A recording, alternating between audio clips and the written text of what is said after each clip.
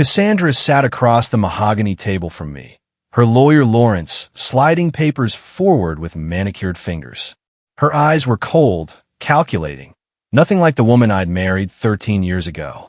"Mr. Brennan," Lawrence said, his voice smooth as oil, "your wife is prepared to be generous. She's only requesting 65% of all marital assets, full custody of your joint properties, and $85,000 monthly in permanent spousal support." I looked at the documents. Numbers that would leave me financially crippled. Cassandra's expression was perfectly composed, but I caught the flicker of triumph in her eyes. "Given the evidence of your infidelity," Lawrence continued, producing a thick folder, "your gambling addiction, and the business funds you've misappropriated, frankly, this is charitable evidence." I stared at the fabricated bank statements, the forged hotel receipts, the doctored emails supposedly between me and my assistant. Cassandra had been thorough. Every lie looked like truth. My lawyer, Dominic, shifted beside me, waiting for my reaction, waiting for the explosion, the denial, the desperate defense. Instead, I smiled. "Calm, collected. This seems very reasonable," I said quietly. Cassandra's eyes snapped to mine. For just a second, confusion flickered across her face. She'd expected me to fight, to rage, to crumble. "My client will need time to review these documents," Dominic said, following our rehearsed script. 48 hours, Lawrence replied. "Then we proceed with full litigation." Publicly, I stood, gathering my papers with steady hands. Looked at Cassandra directly. "You built quite a case. I never saw it coming." Her smile was small, victorious. "You never paid attention, Alexander. That was always your problem." I nodded and walked out, because she was wrong about one thing. For the past 4 months, I'd been paying very close attention. And in 48 hours, she'd learned that letting someone think they've won is the most devastating strategy of all. For months earlier, I'd returned early from a business trip. The Houston deal had closed faster than expected, and I'd wanted to surprise Cassandra. Maybe take her to her favorite restaurant, reconnect after weeks of tension between us. I walked through our front door, the Craftsman home we'd renovated together, board by board, and heard voices from my study. Cassandra's voice and a man's I didn't recognize. Something made me pause in the hallway. An instinct, a whisper of wrong. "The forensic accountant will establish the pattern," the man was saying. "Gambling losses, suspicious withdrawals, hidden accounts. We'll create a financial profile that screams addiction and deception." "But Alexander doesn't gamble," Cassandra replied. "He barely drinks." The man laughed. "That's irrelevant. By the time we're finished documenting, it'll look like he's been hiding a gambling problem for years. Judges see what we show them, Mrs. Brennan. And I'm very good at showing compelling stories." My blood turned to ice. "What about the affair?" Cassandra asked. "Can you prove that too?" "Already working on it. Hotel records, email correspondence with his assistant, witness statements. All perfectly backdated. All completely fabricated, but legally ambiguous enough that proving forgery would take years." "And it's legal?" she asked. "Legal enough. By the time his lawyers untangle the truth, if they can, the damage will be permanent. You'll have everything." I backed away from the door, silently.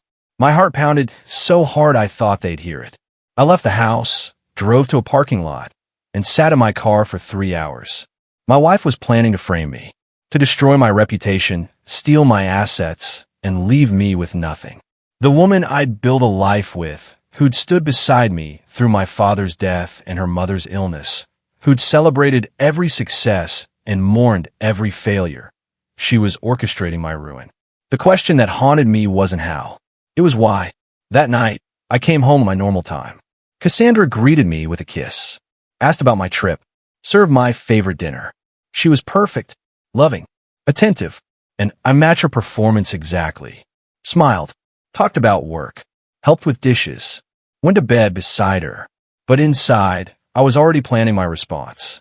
The next morning, I called Dominic Reynolds, not a family lawyer, but a litigation specialist known for handling complex fraud cases. I also hired Wesley, a retired FBI investigator, and Pauline, a forensic accountant who'd testified against white-collar criminals. I told them everything I'd overheard. You want us to document her framing you?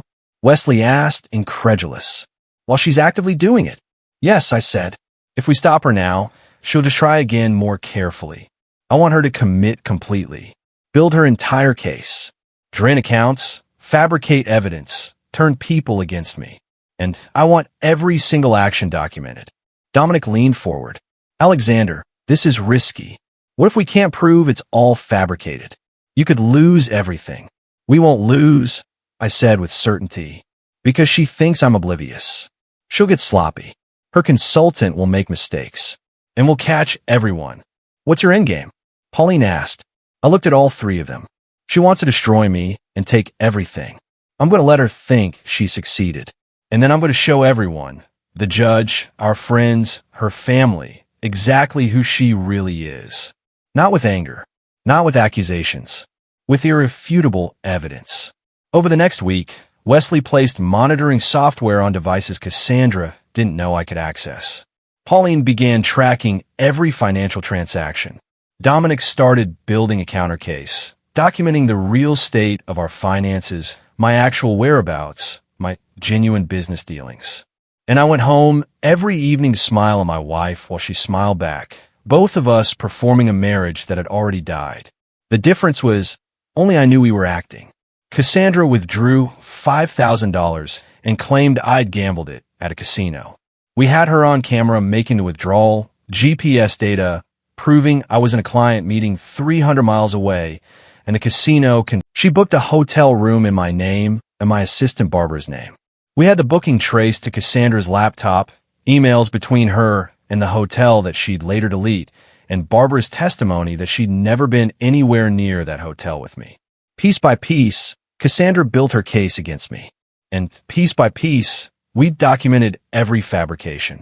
6 weeks into my secret investigation, Wesley called with news that made my stomach drop. Your wife's having an affair, he said.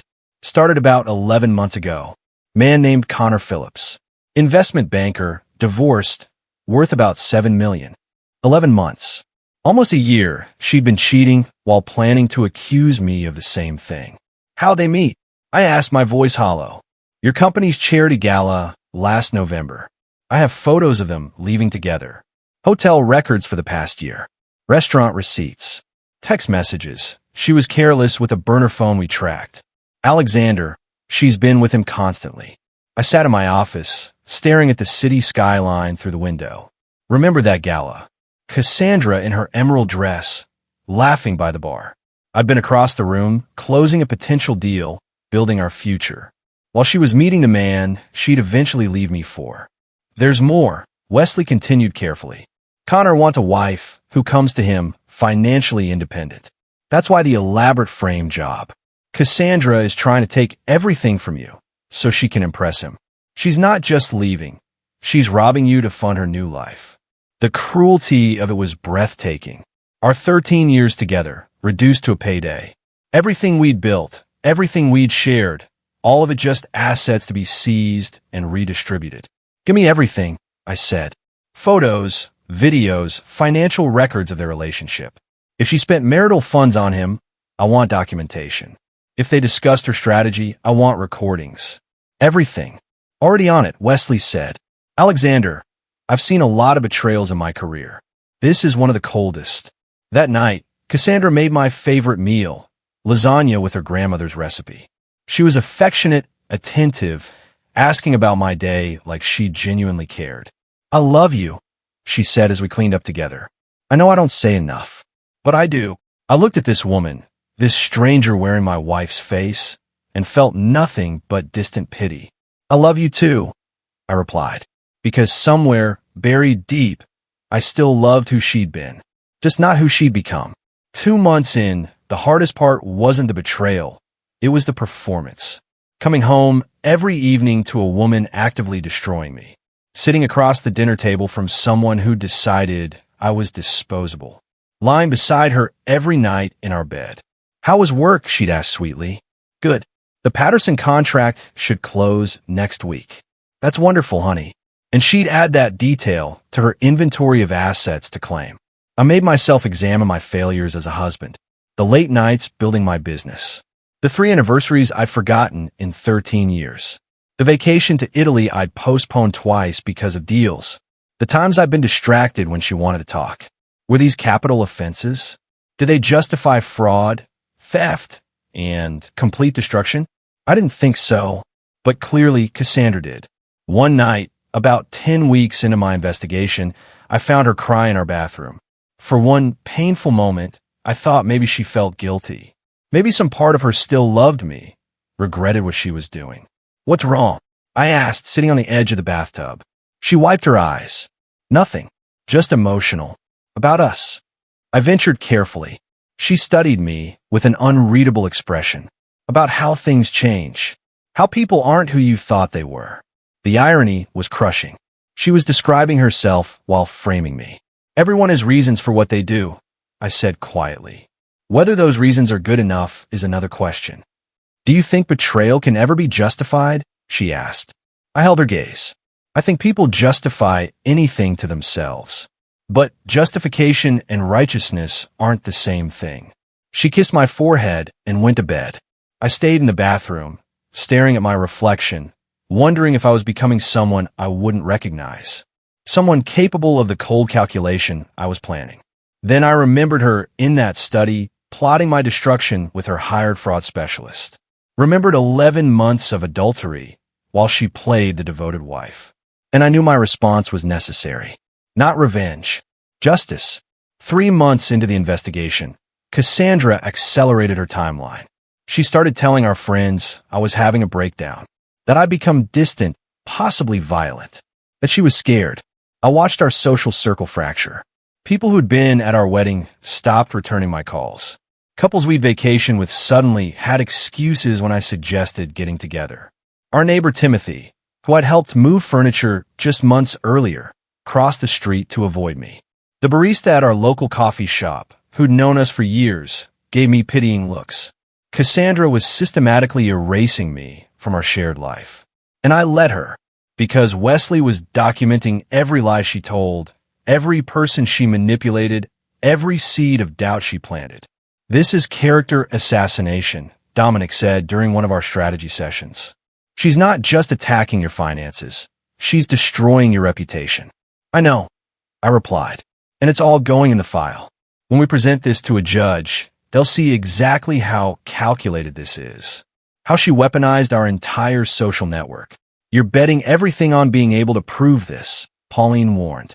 "If we can't definitively show she fabricated the evidence, we will," I interrupted, "because she's not as smart as she thinks. She hired criminals to help her, and criminals make mistakes.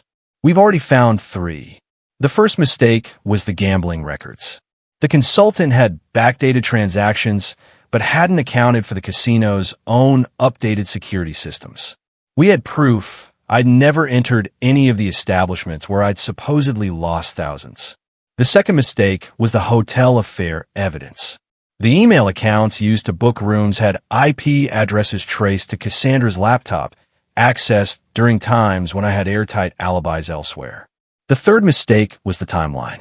Cassandra claimed I'd been distant and suspicious for 8 months, but we had date-stamped photos from our life during that period, smiling together at events, vacation pictures, anniversary dinner receipts. Her narrative contradicted documented reality. "She's building a house of cards," Wesley said, "and we're going to blow it down in court." At 3.5 months, Cassandra made her boldest move.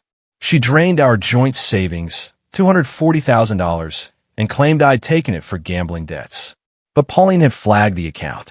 We watched in real time as Cassandra transferred the money to an offshore account in her name, then created a paper trail suggesting I'd done it.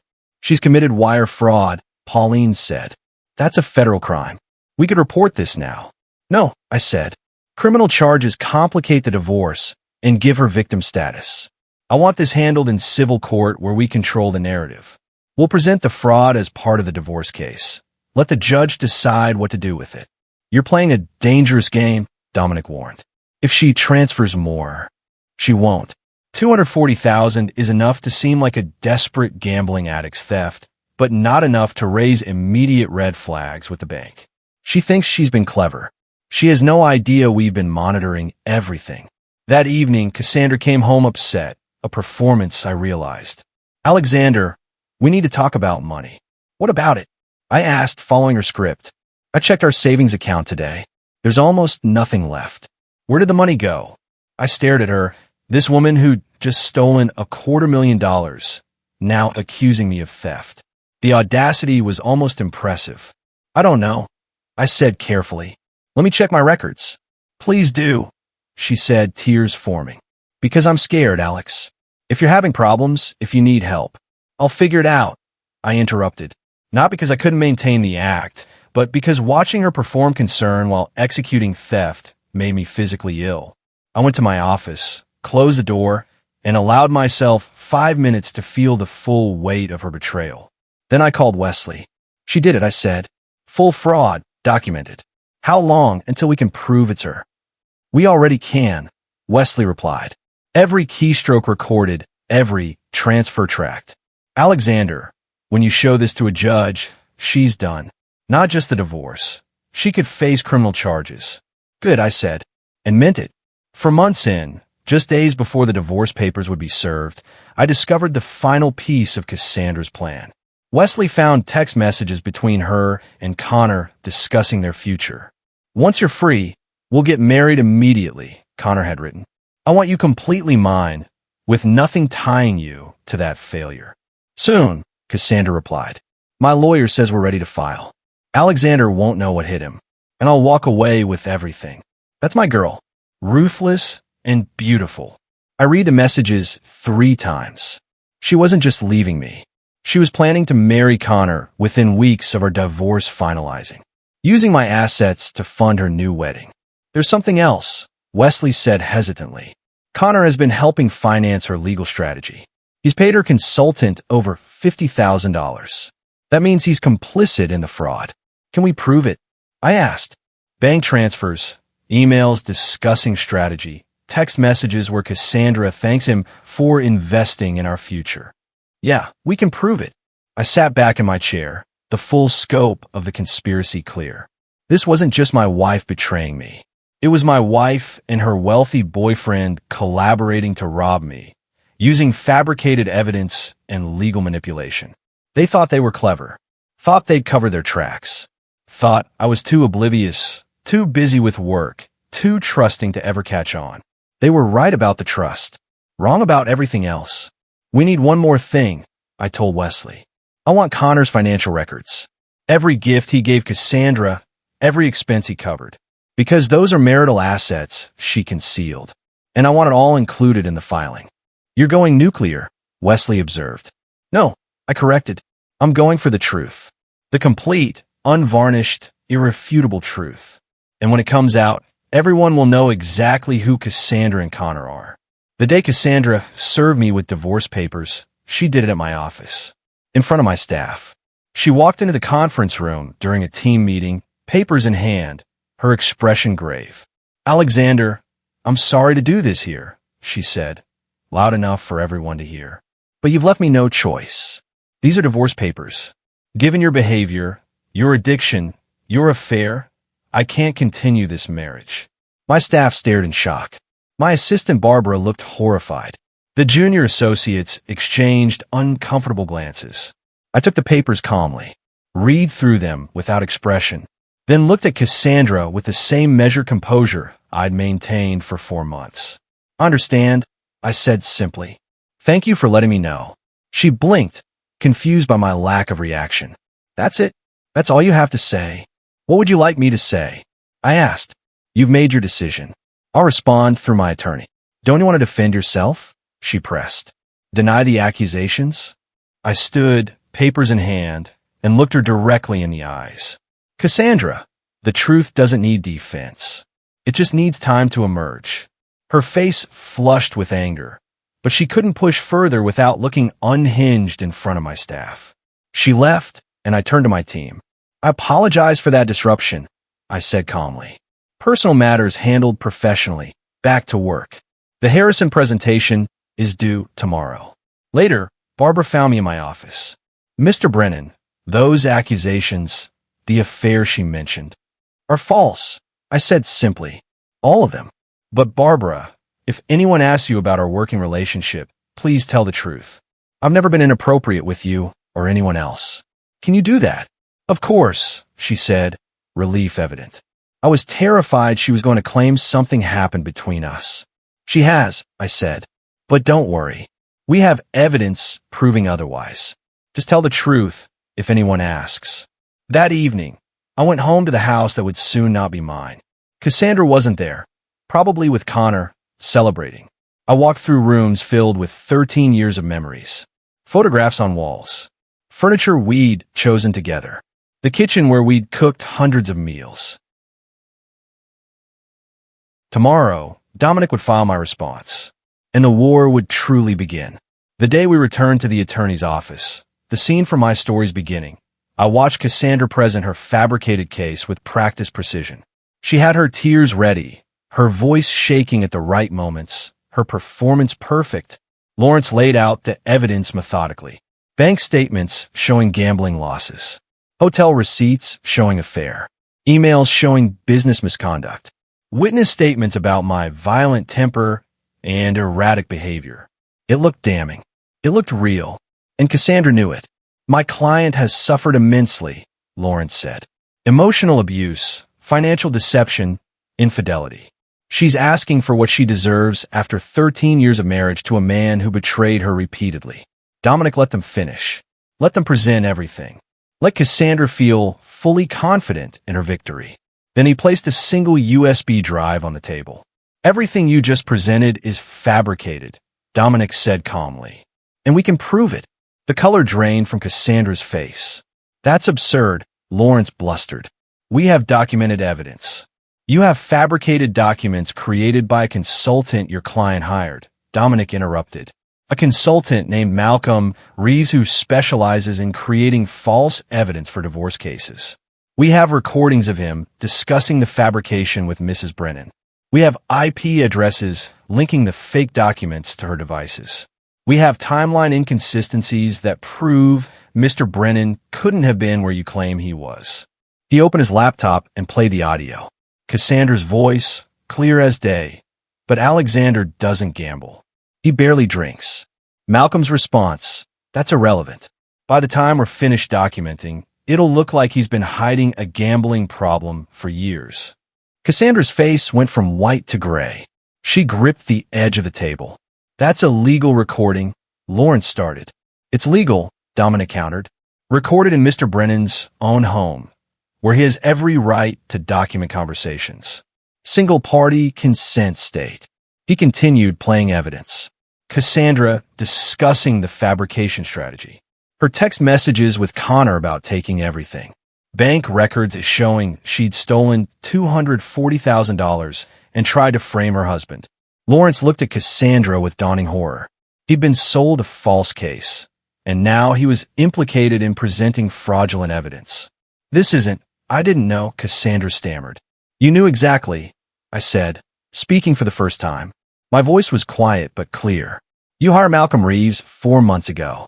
You created false gambling records, fake affair evidence, fraudulent financial documents. You stole our savings and blamed me.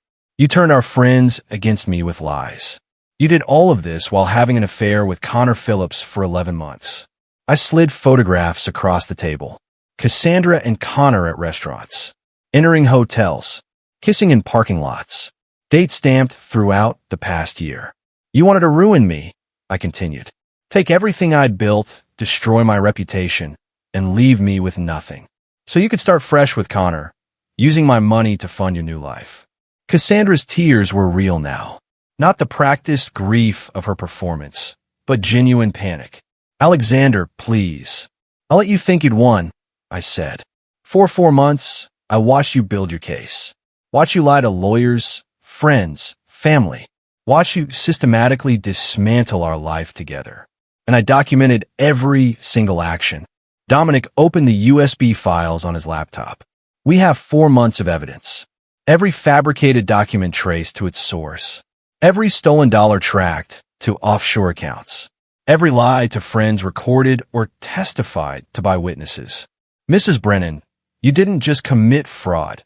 You committed wire fraud by transferring marital assets. That's a federal crime. Lawrence stood abruptly. I need to consult with my client privately.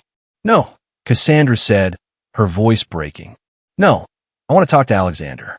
Alone. Please. Dominic looked at me. I nodded.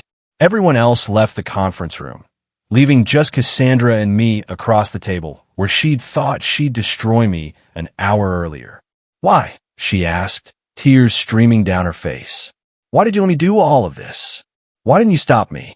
Because, I said carefully, stopping you early would have meant you just try again more carefully. I needed you to commit completely, to show everyone who you really are, not who you pretend to be. Cassandra's hand shook as she wiped her eyes. How long have you known? For months, I said. I came home early from Houston. Heard you and Malcolm planning everything. And you've been pretending this whole time? Her voice was hollow. Sleeping beside me, eating meals with me, saying you love me, all while knowing? Yes, I said simply. Just like you pretended to love me while planning my destruction. She flinched like I'd slapped her. It wasn't supposed to be like this. Connor said. He said you'd never suspect, that we could be clean and start over. Connor was wrong. I interrupted. He underestimated me. You both did. You thought I was too busy with work, too oblivious, too trusting to ever catch on. And I was trusting. That part's true. But after I heard what you were planning, I became something else. I became strategic. What happens now? She asked, her voice barely a whisper. Now, we go back in there, and you confess everything to Lawrence. You admit the fabrication, the theft, the fraud. You agree to a settlement that returns everything you stole, splits our actual assets 50-50, and includes a clause prohibiting you from publicly lying about me ever again.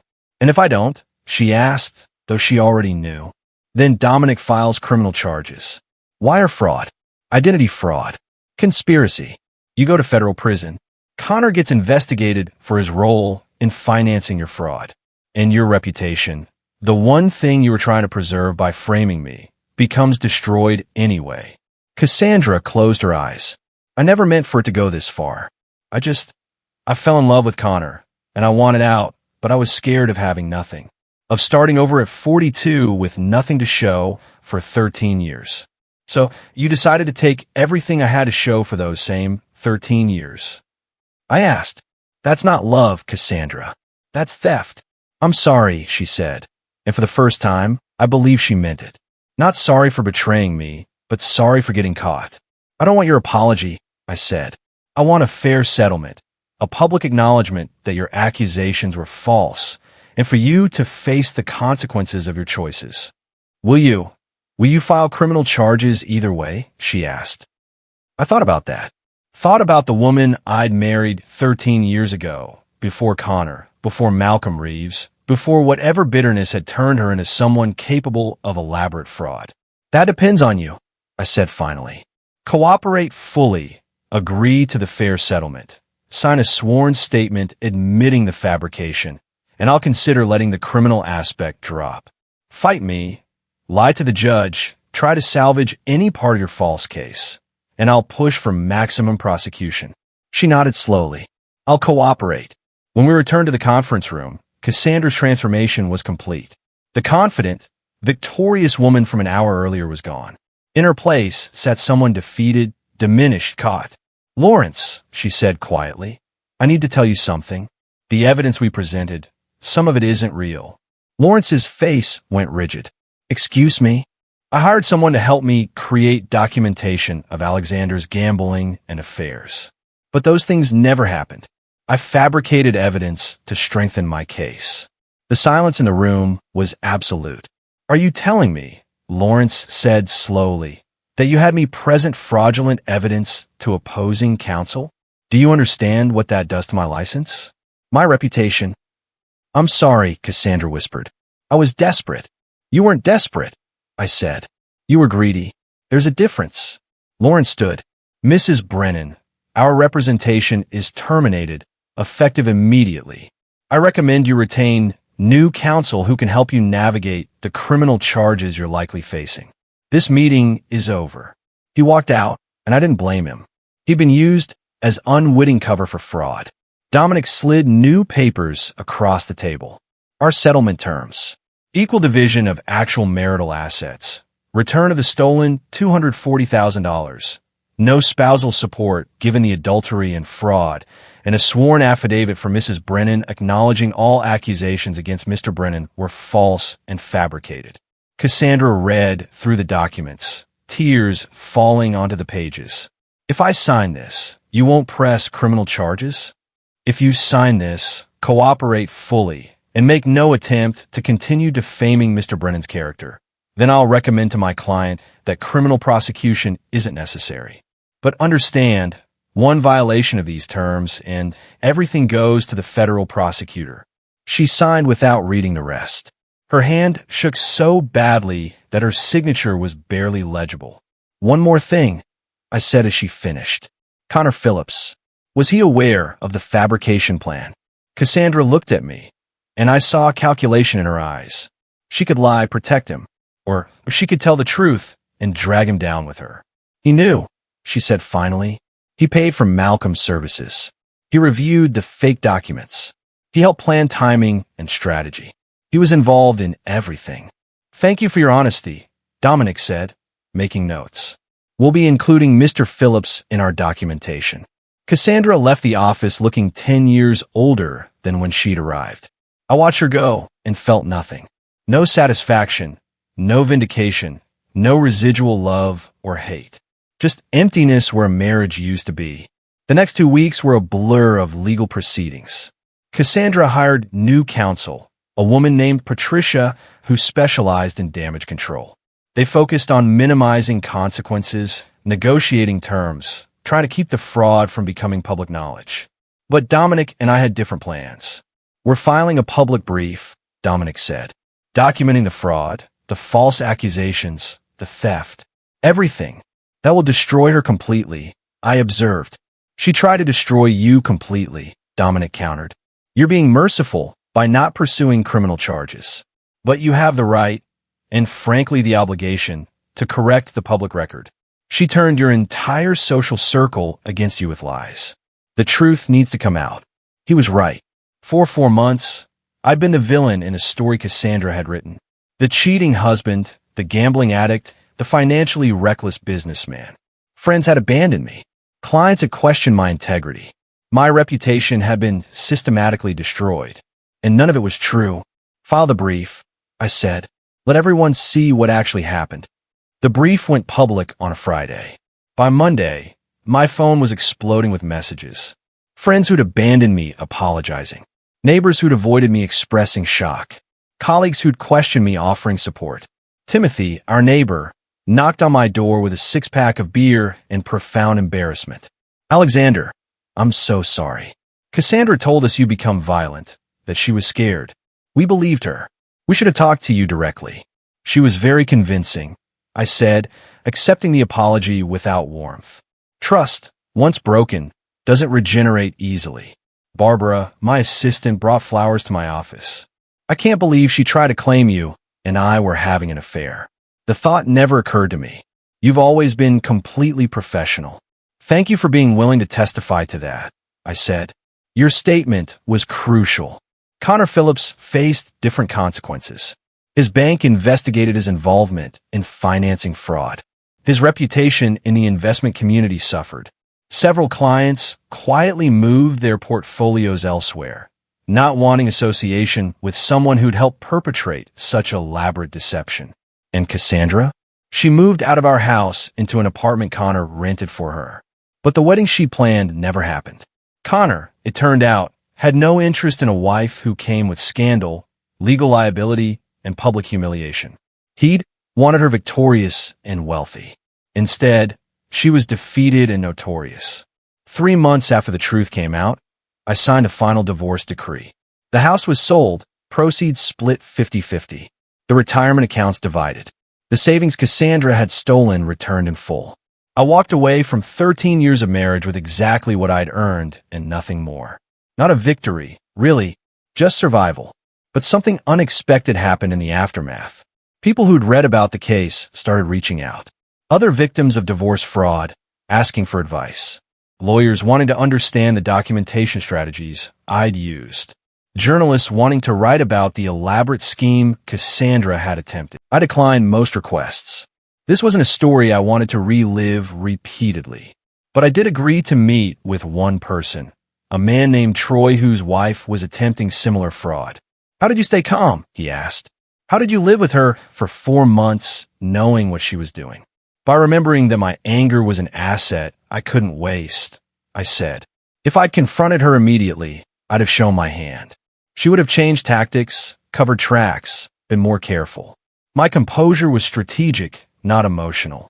But it must have destroyed you inside," Troy pressed. "It did," I admitted. There were nights I lay awake wondering who I'd married, whether I'd ever really known her. Mornings I looked in the mirror and didn't recognize the person staring back, someone capable of that level of calculated deception. "Do you regret it?" he asked. "The way you handled it?" I thought carefully. I regret that it was necessary. I regret that Cassandra became someone capable of fraud, and I became someone capable of cold calculation. But given what she'd started, given that she'd committed to destroying me, I don't regret defending myself effectively. "Did the revenge feel good?" Troy asked. "When she finally realized you'd caught her?" "No," I said honestly. "It felt necessary. There's a difference. Revenge implies satisfaction in someone else's suffering. I didn't enjoy watching Cassandra face consequences. I just needed the truth to come out so I could rebuild my life honestly." Troy nodded slowly. "Thank you for meeting with me, for showing there's a way to fight back without becoming the monster they're trying to paint you as." After he left, I sat in my new apartment, smaller than the house, but mine alone, and thought about that conversation. About monsters and victims and the space between them where most people actually live. 6 months after the divorce finalized, I ran into Cassandra at a coffee shop. Pure chance. We'd successfully avoided each other since the settlement. She looked different. Thinner, older, her hair no longer perfectly styled. She saw me and froze, clearly debating whether to leave or acknowledge me. I made the decision for her. "Cassandra." "Alexander," she replied, her voice uncertain. We stood awkwardly for a moment. Then, surprising myself, I gestured to an empty table. "Do you have a minute?" She looked shocked but nodded. We sat across from each other for the first time since the conference room confrontation. "How are you?" I asked. Honestly, she laughed bitterly. "Terrible. Connor left me. My family barely speaks to me. I lost most of my friends. I'm working as a receptionist because no one in my field will hire me after everything became public." "I'm sorry," I said, and meant it. Not sorry for holding her accountable, but sorry that the situation had reached this point at all. "No, you're not," she said. "And you shouldn't be." I did this to myself. "Why?" I asked. That's the question I still don't understand. We had problems, sure, but why fraud? Why the elaborate scheme instead of just honest divorce? She was quiet for a long time.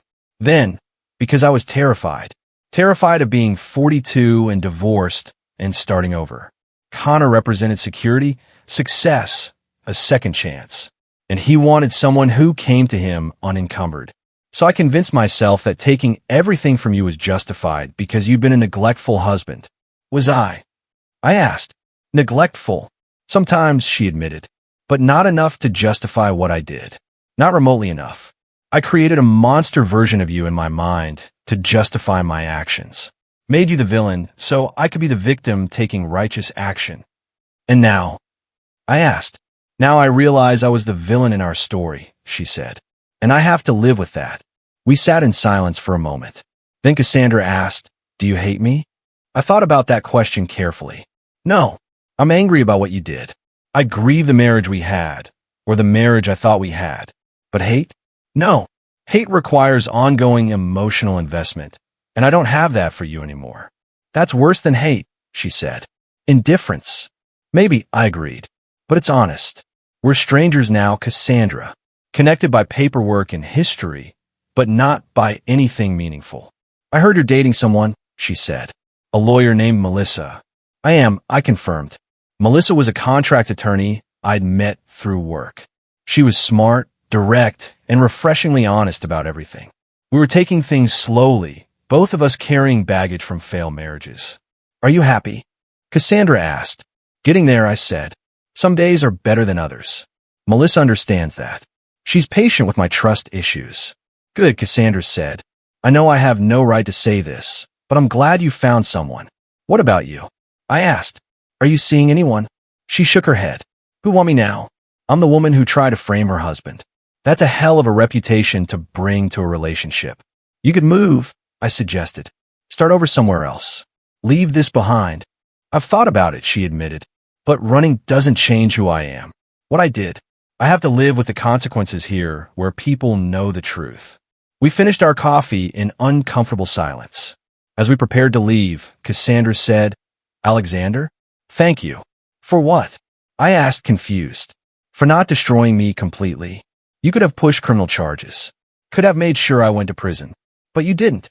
You held me accountable without being cruel. That took restraint I'm not sure I would have had. I didn't do it for you, I said honestly. I did it because becoming someone who seeks maximum damage to their enemies would have meant you'd changed me permanently. And I didn't want to give you that power. She nodded, understanding. We left separately, and I knew it would probably be the last real conversation we'd ever have. 1 year after the divorce, I was invited to speak at a legal conference about documenting fraud in divorce cases. I almost declined. Talking publicly about the most painful period of my life held no appeal. But Dominic convinced me. Your case is becoming a template for how to defend against fabricated evidence, he said. You could help a lot of people. So I agreed.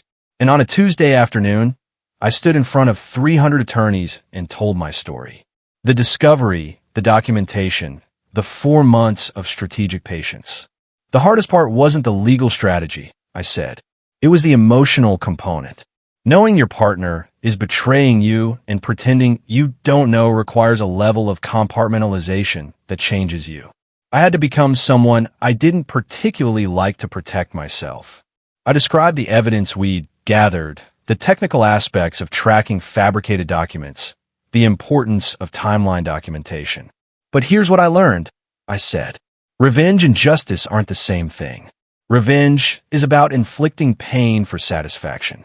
Justice is about restoring truth and ensuring accountability. I didn't destroy my ex-wife because I enjoyed her suffering. I held her accountable because the alternative was letting fraud succeed.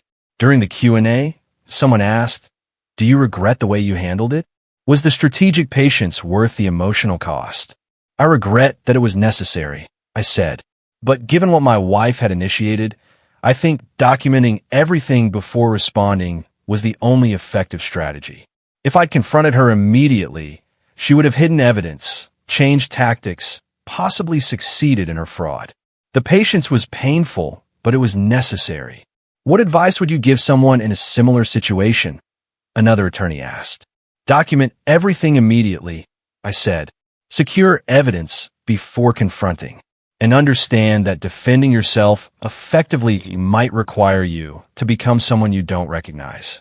That's the real cost of these situations, not the financial or legal impact, but the person you have to become to survive them.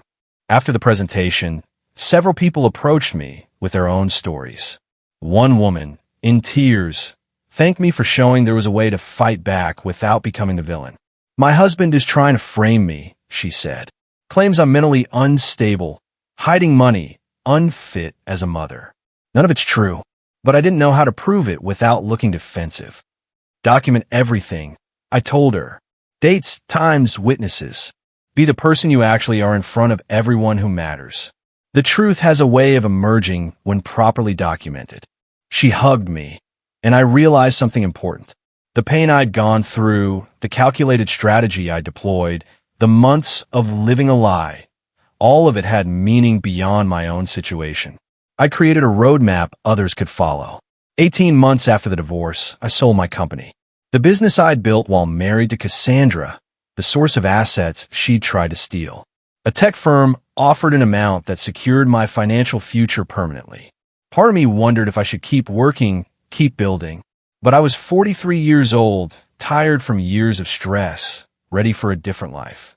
I used part of the proceeds to establish a legal defense fund for people facing divorce fraud. hired attorneys to work pro bono cases, funded forensic investigators for people who couldn't afford them. You're turning your pain into something useful, Melissa observed one evening as we discussed the fund. I said, Cassandra wanted to destroy me financially and professionally. Instead, her attempt created resources that help other people defend themselves. There's a poetry to that. Melissa and I had moved in together 3 months earlier. It was working remarkably well, both of us understanding the importance of complete honesty. We had a rule: uncomfortable truths spoken immediately, no secrets, no deception, no strategic omissions. Do you think you'll ever trust completely again? She asked. The way you trusted Cassandra before you discovered her plan? No, I admitted. That kind of blind trust died. But I don't think that's necessarily bad. Trust should be earned and verified, not given automatically. That sounds cynical, Melissa said. It sounds realistic, I corrected. I trust you, but it's an active choice based on consistent evidence of your honesty. Not blind faith that you'd never betray me. I can live with that, she said. As long as you know I have no interest in betraying you. I saw what betrayal cost my ex-husband, his family, his self-respect, everything. I'd never do that to someone. We'd both been damaged by failed marriages. Both carried scars. But we were building something honest from the wreckage. Something based on reality rather than romantic fantasy. One evening, Melissa asked, if you could go back and prevent the whole situation, stop Cassandra from planning the fraud, keep your marriage intact, would you? I thought carefully. No, because that marriage was built on my ignorance of who Cassandra really was. Living in a false reality is worse than living in a painful truth. The betrayal hurt, but it also freed me to build something genuine. 2 years after the divorce, I received an unexpected letter. From Cassandra. Alexander, it read, I know I have no right to contact you. I know the settlement includes provisions about communication, but I wanted you to know that I'm leaving the city. Moving to Portland to be near my sister, starting completely over. I've spent 2 years facing the consequences of what I did. The social isolation, the professional destruction, the knowledge that I permanently damaged the one person who truly loved me. I'm not writing to ask forgiveness. I don't deserve it. But I wanted you to know that I understand now what I destroyed. Not just our marriage or your trust, but my own integrity. I became someone I despise in pursuit of security that was always a fantasy. Connor never loved me. He loved the idea of me. Successful, sophisticated, wealthy. When those things disappeared, so did he. You loved me for me, and I threw that away for a mirage. I hope you found happiness. I hope Melissa, yes, I heard you're together, appreciates what she has. You're a good man, Alexander.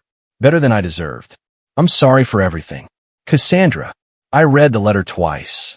Showed it to Melissa. Are you going to respond? She asked. No, I said. She doesn't need my forgiveness to move forward. That's something she has to figure out for herself. Do you forgive her? Melissa pressed. I thought about that question.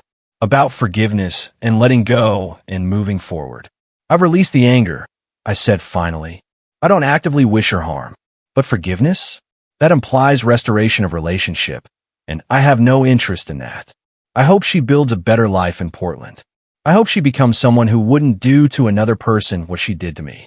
But from a distance. That seems healthy, Melissa said. That evening, I wrote a response. Not to send, but for myself. Cassandra, I appreciate the apology. I hope you find peace in your new life. But understand something. What you did changed me permanently. Made me someone who verifies trust rather than grants it freely. Someone who documents everything because I learned that people can hide elaborate betrayals behind loving gestures. You didn't just betray our marriage. You betrayed my fundamental understanding of human nature. That's not something forgiveness fixes. It's something I carry forward as a lesson learned painfully. I don't hate you, but I don't forgive you either. I simply acknowledge what happened and choose to move forward without you in any capacity. I wish you well. From a distance. Always. Alexander. I filed the letter away with all the other documents from that period. Evidence of what I'd survived, who I'd become, and why trust now came with conditions. 3 years after the divorce, Melissa and I got married. Small ceremony, just close friends and family. No elaborate production, no performance for crowds. Just two people who'd both survived betrayal, choosing to build something honest together. During the ceremony, I spoke vows I'd written myself. Melissa, I promise to be honest always. To choose you daily with full awareness of what that choice means. To trust you because you've earned it, and to continue earning your trust in return. I can't promise forever. I learned that forever can be a lie. But I can promise today and tomorrow and as many days as we both keep choosing each other. She cried. So did I. Because these weren't romantic fantasies about eternal love. They were realistic commitments acknowledging that relationships require continuous choice and effort. My best friend Troy, the man I'd advised about his own divorce fraud case, stood as my best man. You did it, he said at the reception. You survived betrayal and found something genuine on the other side. We both did, I replied. Troy's case had resolved 6 months earlier, his wife's fraud exposed using strategies similar to mine. Do you ever think about Cassandra? Troy asked. About what she's doing now? Rarely, I said honestly. Sometimes I wonder if she found peace. But she's not part of my life anymore. Not in hatred, not in lingering attachment. Just not part of it. That's real healing, Troy observed. Not forgiveness or revenge, but genuine indifference. He was right. Cassandra had become a chapter in my history, not a continuing story. The betrayal had happened, the consequences had been served, and now I was living forward without that weight.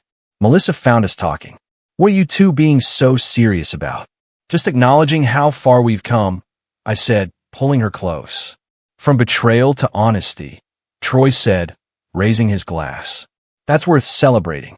We toasted to survival, to rebuilding, to finding love after learning not to trust blindly. 5 years after the divorce, I closed the legal defense fund I'd established. Not because it failed, but because it had grown beyond my management. A nonprofit took over operations, funding expanded, professional staff hired. The fund had helped 63 people defend against divorce fraud. Some cases as elaborate as mine, others simpler but equally devastating.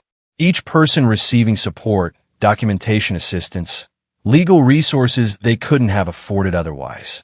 Your pain helped a lot of people, Melissa observed as we signed the transfer papers. It gave the pain purpose, I agreed. That's the best outcome I could ask for. But the truth was, 5 years later, I still carried scars. Still verified trust rather than granting it freely. Still maintained separate accounts and careful documentation even in my healthy marriage. Not because I doubted Melissa, but because I'd learned that trust without verification is vulnerability. Does it bother you? I asked her one evening. That I'm so careful? That I can't just trust completely the way people do in movies? No, she said firmly. Because your caution isn't about me. It's about what was done to you.